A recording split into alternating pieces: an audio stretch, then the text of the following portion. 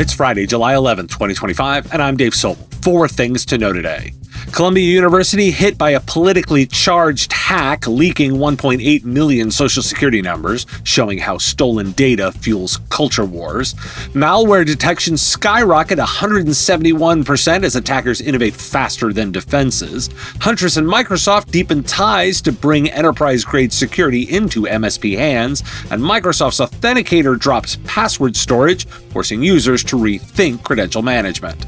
This is the business of tech.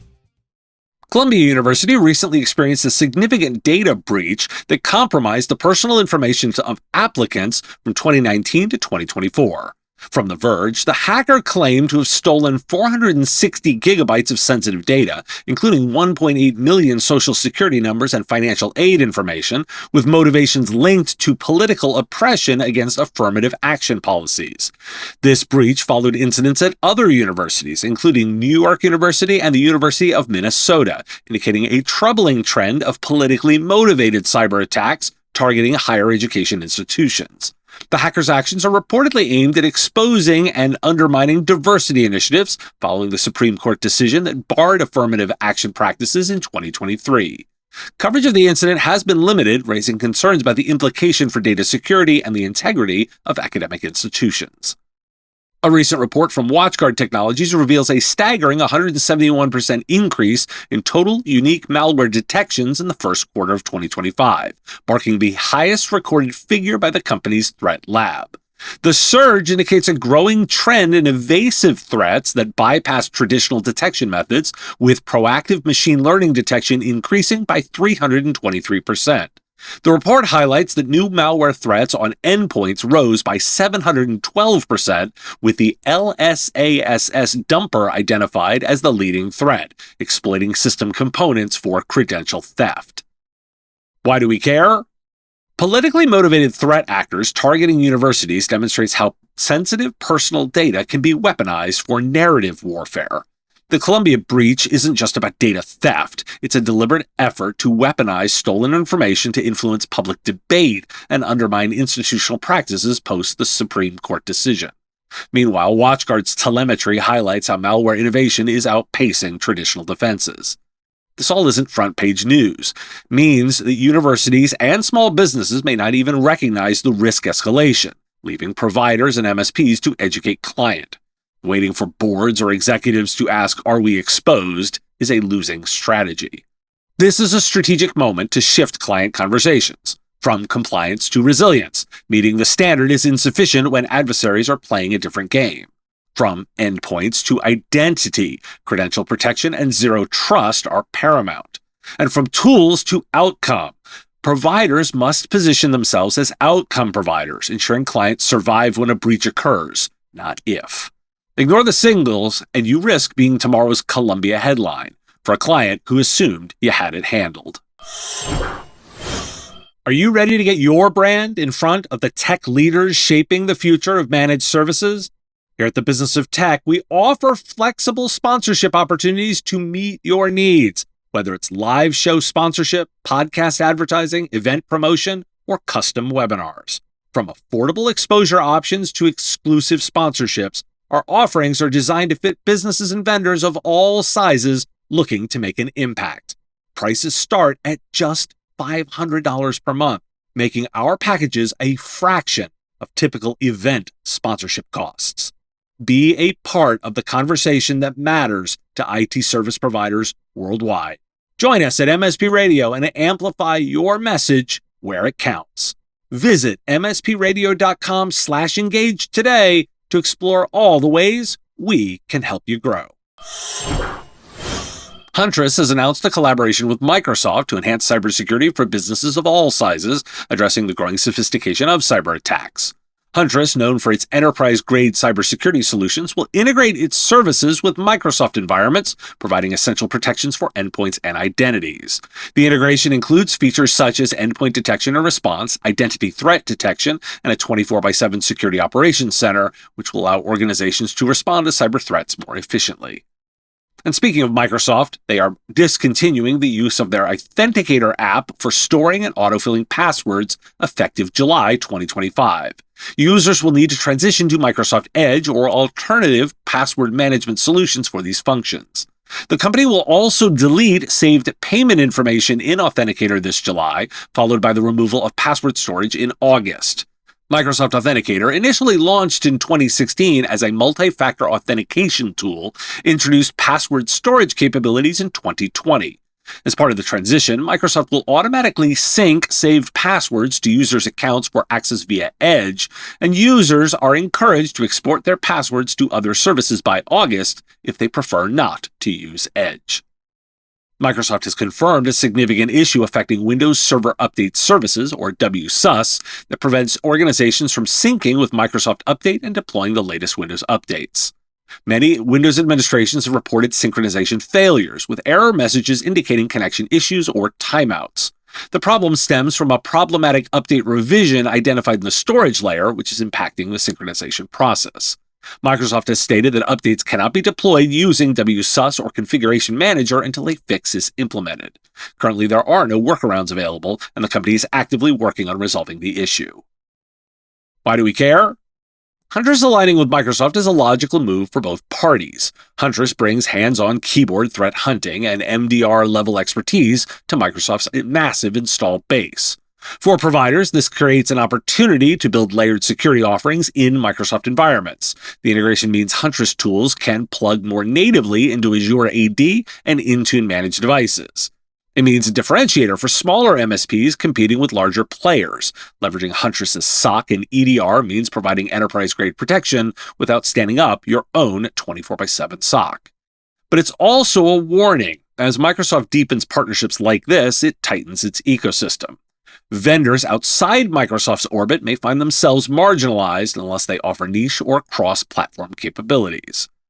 The other two stories are more tactical, although MSPs should use these developments as a springboard to audit their Microsoft dependencies, update client roadmaps for identity and patching, and lean into vendor relationships that deliver multi-layered security.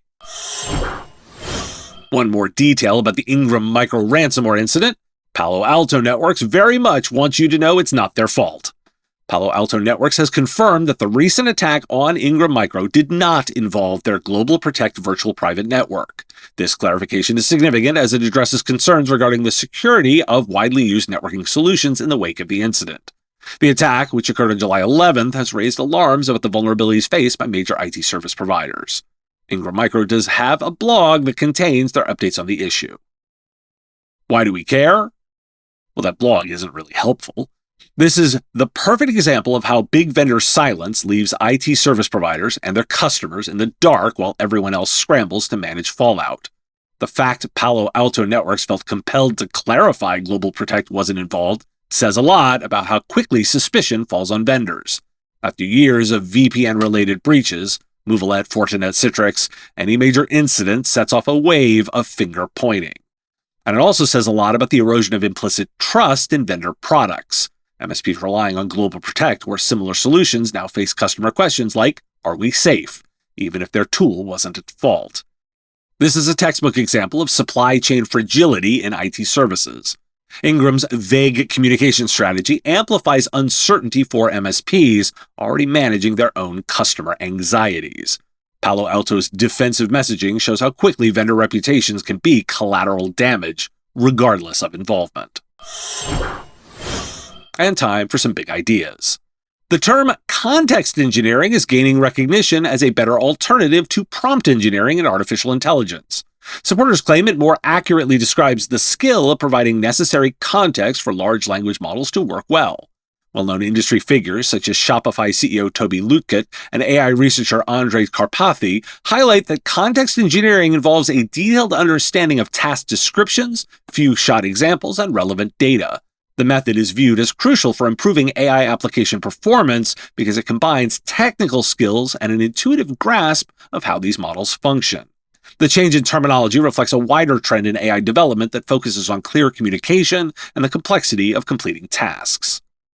Another recent article explores the unexpected versatility of the Model Context Protocol, or MCP, highlighting its potential as a universal plugin system. While initially designed to enhance artificial intelligence capabilities, the protocol can connect various tools and data sources, enabling applications to leverage functionalities without direct integration. The author draws parallels to the evolution of car cigarette lighters, which have transitioned from a niche use to a universal power source.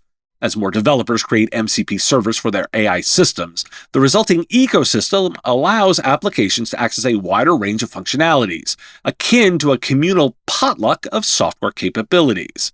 The article emphasizes that this spontaneous development indicates a shift towards a more interconnected technological landscape, where protocols like MCP facilitate seamless interactions between diverse systems.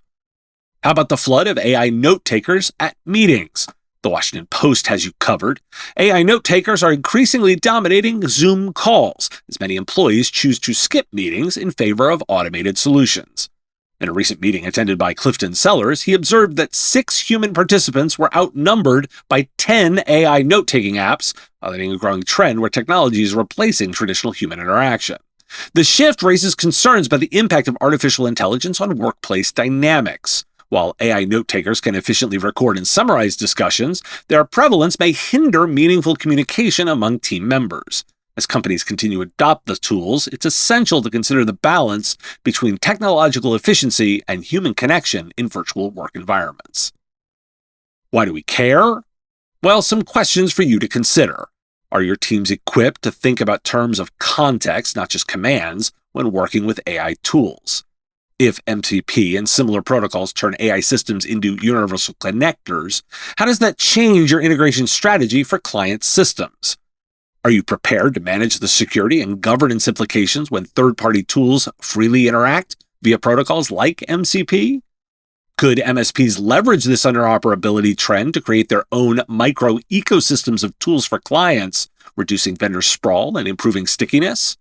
What happens to organizational culture when AI tools replace actual human presence in client meetings? And are you advising clients on AI governance policies that address where automated tools like note-takers fit into workflows and where they shouldn't? Thanks for listening. Today's National French Fry Day, National 7-Eleven Day, National Blueberry Day, and National State Fair Food Day. So you make sure to deep fry something. Join me next Wednesday, July 16th for a webinar sponsored by ThreatDown, AI's Dark Side, what every MSP needs to know.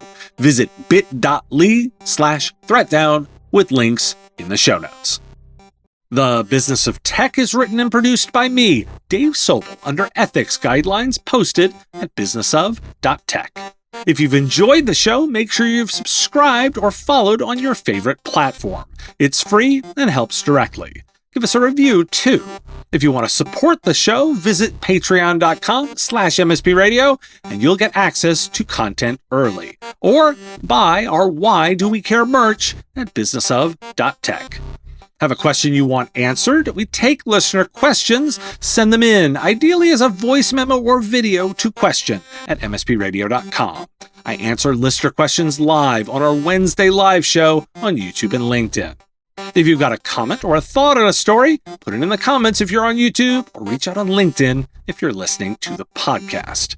And if you want to advertise on the show, visit mspradio.com/engage. Once again, thanks for listening, and I will talk to you again on our next episode. Part of the MSP Radio Network.